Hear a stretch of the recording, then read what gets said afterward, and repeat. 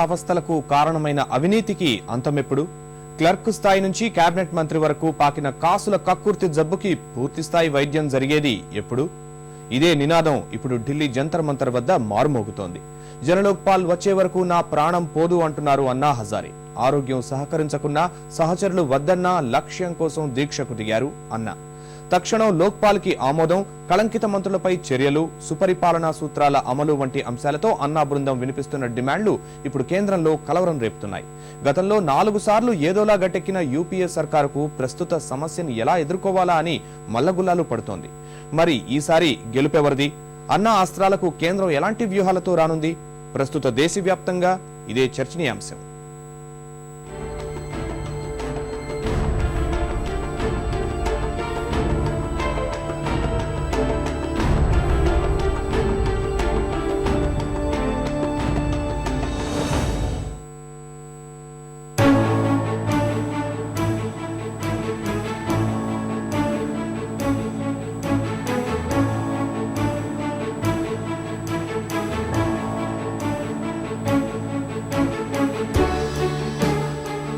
పటిష్ట లోక్పాల్, 15 మంది అవినీతి మంత్రుల దర్యాప్తు కోసం సిట్ ఏర్పాటు, ఎంపీలపై వచ్చిన ఆరోపణల విచారణకు ఫాస్ట్ ట్రాక్ కోర్టు కావాలంటున్న అన్నా బృందం ఇదే తమ అంతిమ పోరాటం అంటోంది.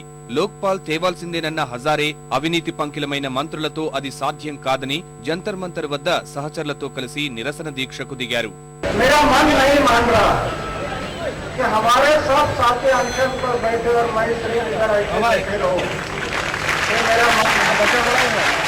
इसलिए मैं हमारे टीम के सभी मेंबर और यहाँ जो अनशनकारी अनशन कर रहे हैं उनको मैं हाथ जोड़कर विनती करता हूँ कि मुझे अनशन करने की आप परमिशन दे दो, और मैं ऐसे मानता हूँ कि आपने परमिशन दिया है, इसलिए अभी से मेरा अनशन शुरू।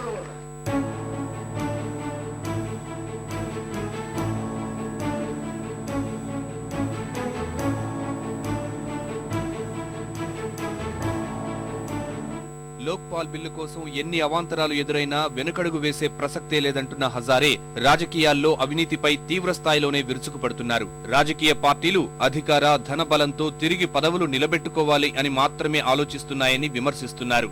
అందుకే దేశాన్ని మార్చాలనే ఆలోచన లేని వారి దృక్పథంలో మార్పు వచ్చే వరకు దీక్ష కొనసాగుతుందని స్పష్టం చేస్తున్నారు.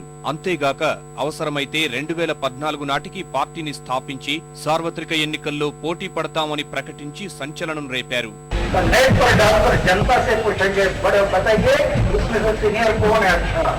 लोग भेजकर अच्छा तरह से उनकी जांच करेंगे और हमें जब पता चलेगा कि ये आदमी सही है तो उसको बोलेंगे खड़ा हो जाए इलेक्शन में, हम जाएंगे उनके इलेक्शन के प्रचार के लिए।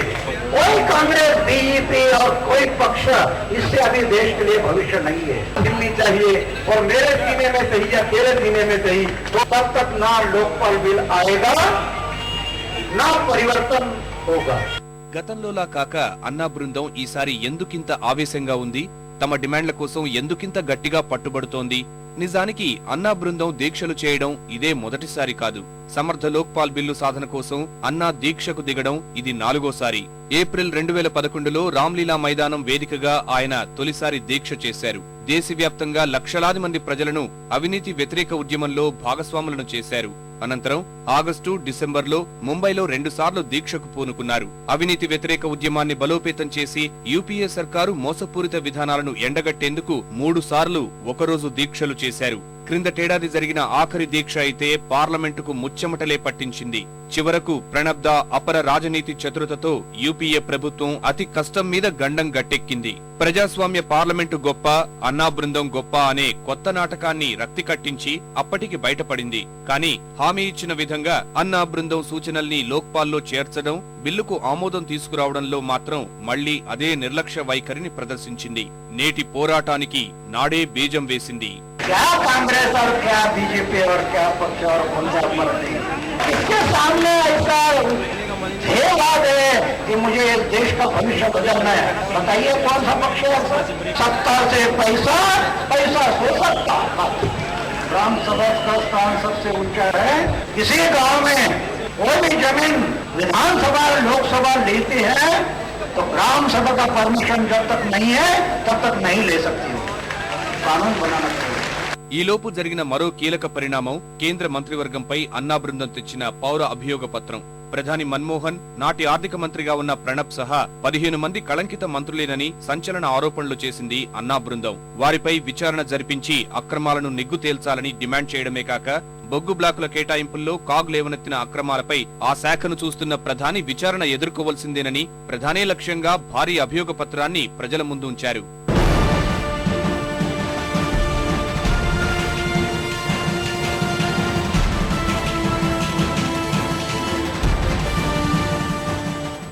సీనియర్ మంత్రి చిదంబరం, శరద్ పవార్, ఎస్ఎం కృష్ణ, కమల్ నాథ్, ప్రఫుల్ పటేల్, విలాసరావు దేశ్ముఖ్, సుశీల్ కుమార్ షిండే, వీరభద్ర సింగ్, సల్మాన్ ఖుర్షీద్, జీకే వాసన్, ఫరూక్ అబ్దుల్లా, అళగిరి తదితరులపై ఈ తీవ్ర ఆరోపణలు చేశారు అన్నా బృంద సభ్యులు.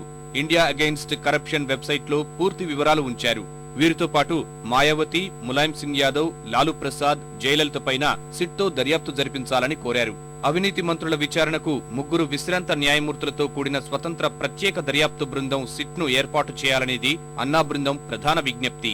ఈ మేరకు ప్రధానికి రాసిన లేఖలో జులై 24లోగా స్పందించకపోతే జులై 25 నుంచి నిరవధిక దీక్షకు దిగుతామని అప్పుడే హెచ్చరించారు.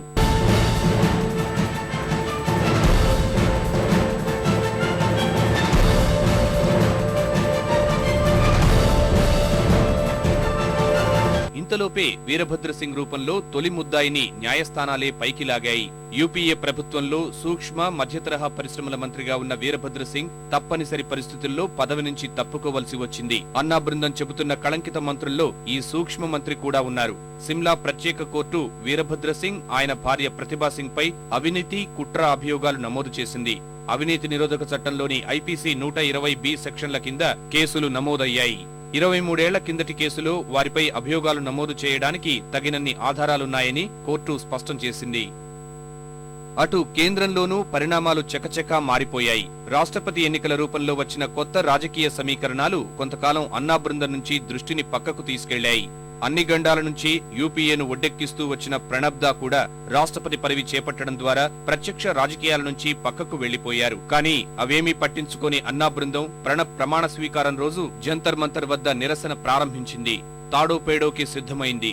దీనికి కొద్ది రోజుల ముందు పౌర అభియోగ పత్రంలోని వీరభద్ర సింగ్ ను కోర్టు తప్పుబట్టడం, ఆయన పదవిని వదులుకోవలసి రావడం వారి నైతిక బలాన్ని మరింత పెంచింది. प्रणब मुखर्जी साहब अब तो देश के राष्ट्रपति बन गए, महान मुहिम हो गए। हमें उनके भ्रष्टाचार के बारे में बात नहीं करनी चाहिए। मैं इससे सहमत नहीं हूँ। उस पर ऐसा व्यक्ति बैठा है जिसके ऊपर भ्रष्टाचार के ढेरों आरोप है। कहा जा रहा है कि हमें संसद के बारे में प्रश्न नहीं उठाने चाहिए। ఈ నేపథ్యంలోనే ప్రధానితో సహా ఏ మంత్రితోనూ సంప్రదింపులు జరిపేది లేదు అంటున్న అన్నా బృందం బిల్లు తేవడం, సిట్ ఏర్పాటే అంతిమ పరిష్కారం అని స్పష్టం చేస్తోంది. తమ వద్దకే ప్రభుత్వ ప్రతినిధులు చర్చకు వచ్చినా బిల్లు విషయంలో నమ్మక ద్రోహం చేసిన వారితో చర్చలు జరిపే ప్రసక్తే లేదని తేల్చి చెప్పారు. ప్రధాని చర్చలకు పిలిచినప్పటికీ వెళ్లబోమని హజారే స్పష్టం చేశారు. అంతేగాక ప్రభుత్వం తనకు ఇచ్చిన పద్మభూషణ్ పురస్కారాన్ని తిరిగి ఇచ్చేందుకు కూడా సిద్ధమని ప్రకటించారు హజారే. कोई नहीं जाएगा कि मैं अपने जीवन में इतना संभाला है कि इतना भी दाग नहीं लगने दिया। आप क्षेत्र मंत्री मेरे पास आएंगे तो मुझे दाग लगेगा। पद्म भूषण और अवार्ड के लिए काम नहीं कर रहा।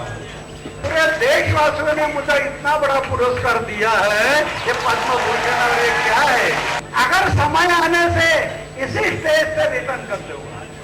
ఇక లోక్పాల్ విషయానికొస్తే దశాబ్దాలుగా మోసం జరుగుతూనే ఉంది. లోక్పాల్ విషయంలో రాజకీయ నాయకులు ఏళ్ల తరబడి దేశాన్ని వంచిస్తూనే ఉన్నారు.